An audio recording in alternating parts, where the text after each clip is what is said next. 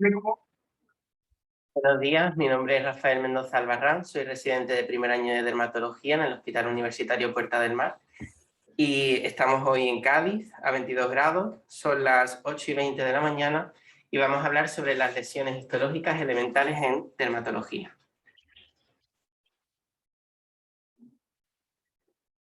Para empezar, vamos a dar un breve repaso de la estructura normal de la piel. La piel está conformada por distintas capas, la más superficial sería la epidermis. Después tendríamos la dermis, donde se encuentran todas las estructuras del folículo piloso, las glándulas sebáceas, sudoríparas, apocrinas y ecrinas. Y también los vasos, tanto el sistema vascular profundo como el superficial. Por último tendríamos el tejido subcutáneo con el panículo adiposo. Y tendríamos un corte histológico de la estructura normal de la epidermis, con la capa basal, con los queratinocitos basales, el estrato espinoso de Malpigio, la capa granulosa, el estrato lúcido, solo presente en algunas partes de la piel, y la capa córnea. Empezaremos por las alteraciones de la formación en la capa córnea. En primer lugar tenemos la hiperkeratosis, que sería un aumento de la queratinización de esta capa córnea, pero puede ser de dos tipos. Puede ser ortoqueratósica, es decir, formada normalmente con una diferenciación celular completamente normal y por tanto anucleada, o puede ser paraqueratósica, en la que se produce una cornificación prematura del queratinocito, de forma que esta capa, que normalmente es anucleada, como hemos dicho anteriormente, se forma prematuramente, dejando núcleos en su interior. Esto no solo tiene una significación histológica y morfológica, sino que también tiene una significación funcional, debido a que deja de ser una capa compacta y se pierde la función de barrera de la epidermis. También tenemos la hipoqueratosis, que sería el fenómeno contrario, caracterizado por una falta de la queratinización que se suele dar de forma generalizada en personas ancianas, pero también podemos encontrar determinados trastornos, como el que encontramos en la imagen, que sería una hipoqueratosis palmar circunscrita. En cuanto a las alteraciones de la formación de la capa granulosa, tendremos la hipergranulosis, que es un aumento del grosor de la capa granulosa, que se suele dar también acompañada por una hiperkeratosis ortoqueratósica. O el fenómeno contrario, que sería la hipogranulosis, en la que se produce un adelgazamiento o incluso ausencia de esta capa, que suele estar acompañada de una hiperkeratosis paraqueratósica.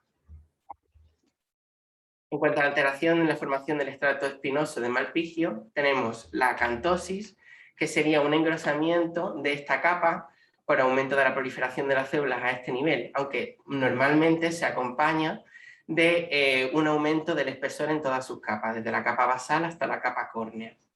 Es decir, se puede acompañar de una acantosis del sistema de la capa de Malpigio, de una hipergranulosis y además una hiperkeratosis, orto o paraqueratósica. Y además, secundariamente a la elongación de estas crestas epidérmicas, se produce una papilomatosis secundaria, que sería un aumento de la elongación de estas crestas papilares. O tenemos el fenómeno contrario, la atrofia dérmica, que sería la disminución del espesor de las capas de la epidermis. Como vemos aquí, tenemos una mínima capa de células basales y muy poca queratinización. En cuanto a las alteraciones cualitativas de la epidermis, tenemos la disqueratosis, que sería una queratinización prematura de la célula epidérmica, es decir, del queratinocito, que queda incluido dentro de capas profundas de la epidermis rodeado de queratina. Muchas veces se produce en apoptosis en la que se produce una condensación eosinofílica del citoplasma y los núcleos quedan picnóticos y basófilos. Es decir, el mismo fenómeno que ocurre en la apoptosis. Aquí tenemos células apoptóticas con ese citoplasma eosinófilo y condensado y esos núcleos pignóticos y basófilos. En esta apoptosis, en el líquen plano, se conoce como cuerpos coloides de Civate. Después tenemos la acantolisis.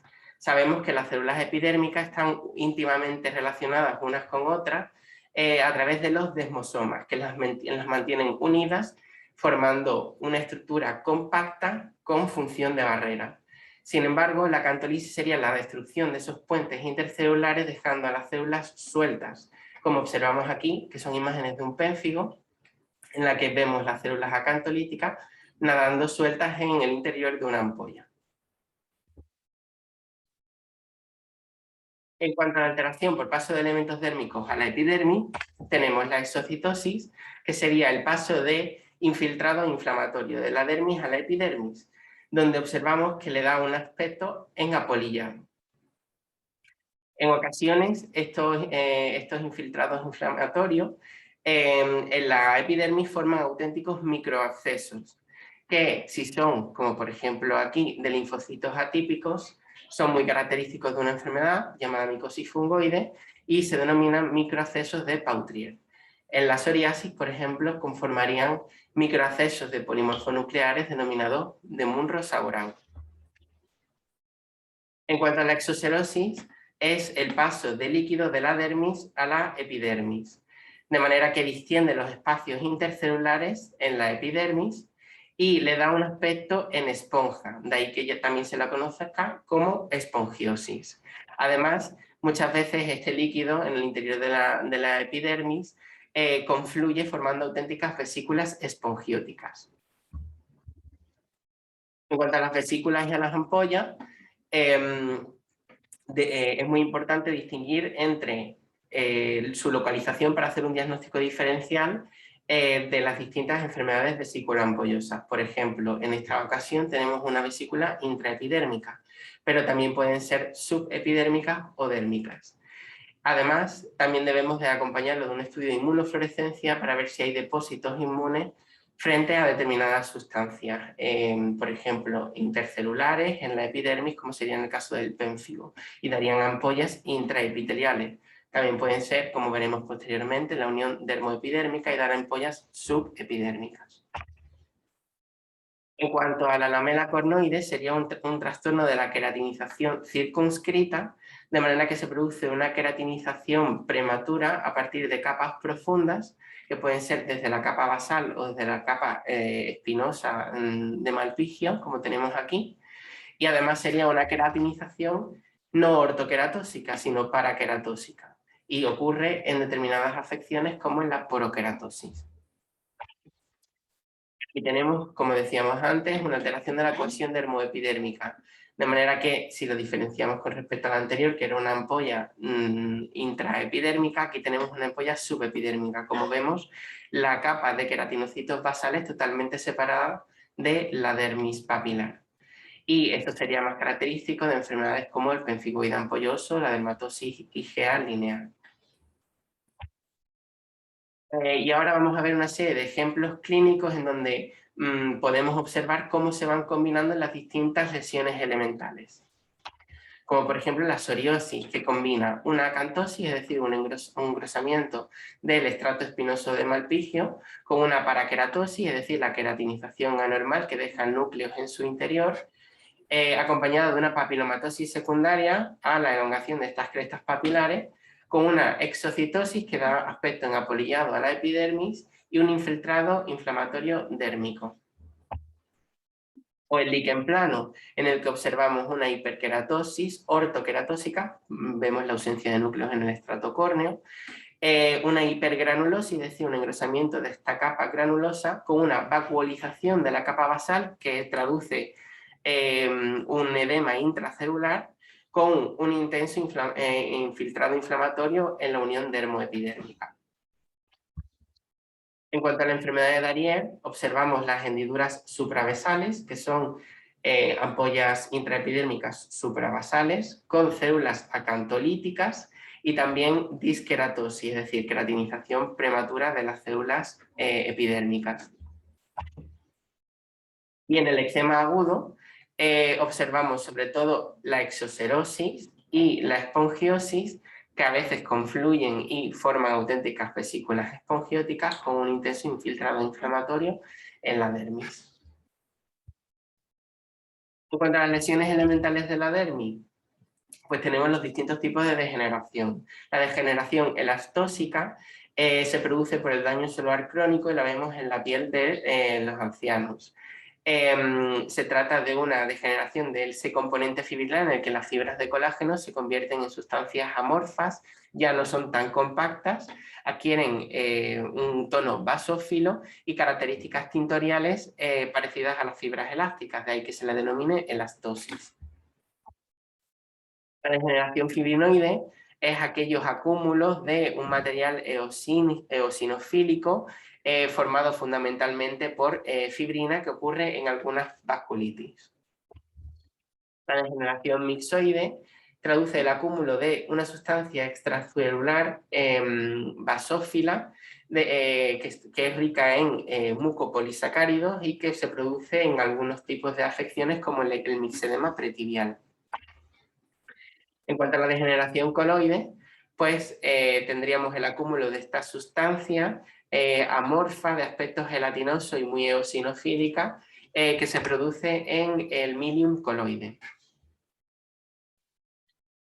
También tenemos una importante lesión elemental de la dermis como son los infiltrados inflamatorios. Es muy crucial definir qué tipo de células lo componen, si son polimorfonucleares, linfocitos, eosinófilos, dónde está distribuido este infiltrado inflamatorio, si en la dermis superficial, en la dermis profunda, si es difuso y profundo, como en este caso, o bien es más granular o nodular, o incluso perivascular. Hay un fenómeno muy característico de estos infiltrados inflamatorios en el que se produce pues, un infiltrado inflamatorio intenso en la dermis superficial y profunda, pero que suele dejar respetado una zona de la dermis papilar y la unión dermoepidérmica conocida como Grenz zone.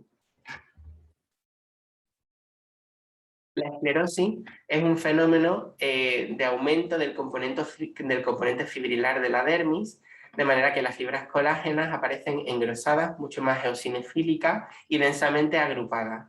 Y es un fenómeno característico de la esclerosis sistémica o de la morfea. En cuanto a la vasculitis, sería la inflamación de la pared de los vasos sanguíneos, como vemos aquí. Infiltrado inflamatorio en la pared de los vasos sanguíneos que pueden llegar incluso a obliterarlos, y puede haber fenómenos de necrosis fibrinoide y también de cariorrexis en el caso de que estén constituidos por polimorfonucleares. Los núcleos se parten y dejan salir el polvo nuclear al exterior, muy característico de las vasculitis leucocitoclásticas. Aquí tenemos por último otra vasculitis donde vemos la pared del vaso muy inflamada, llena de infiltrado inflamatorio, con hematíes en su interior y un intenso infiltrado eosinófilo. Es una imagen característica de del Schur-Strauss, de la vasculitis Schur-Strauss. En cuanto a los granulomas, es un tipo de infiltrado inflamatorio organizado y complejo en estas estructuras caracterizadas por histiocitos, que sería la célula fundamental. Son células que se parecen a las del epitelio, que se estructuran en empalizada con una corona radiada de linfocitos en su alrededor. Los granulomas pueden ser de dos tipos, necrotizantes o no necrotizantes. Este de aquí es no necrotizante porque no vemos un núcleo de casi un central. Además, estos granulomas pueden acompañarse de unas células gigantes multinucleadas que fagocitan restos y las vemos en su interior con múltiples núcleos. Y en este caso sería un granuloma tuberculoso con casi un central, es decir, necrotizante. En cuanto al tejido de granulación, es un tejido de reparación que se produce en la cicatrización normal de las heridas, en la que observamos una amplia angiogénesis, como vemos aquí, numerosos vasos sanguíneos, con un intenso infiltrado inflamatorio y el depósito de una sustancia extracelular rica en mucopolisacáridos, cuya función es reparar el tejido dañado. En cuanto a la hipodermis, fundamentalmente las lesiones más importantes son las paniculitis. Las paniculitis no es más que la inflamación del panículo adiposo o el tejido celular subcutáneo, que puede ser de dos tipos.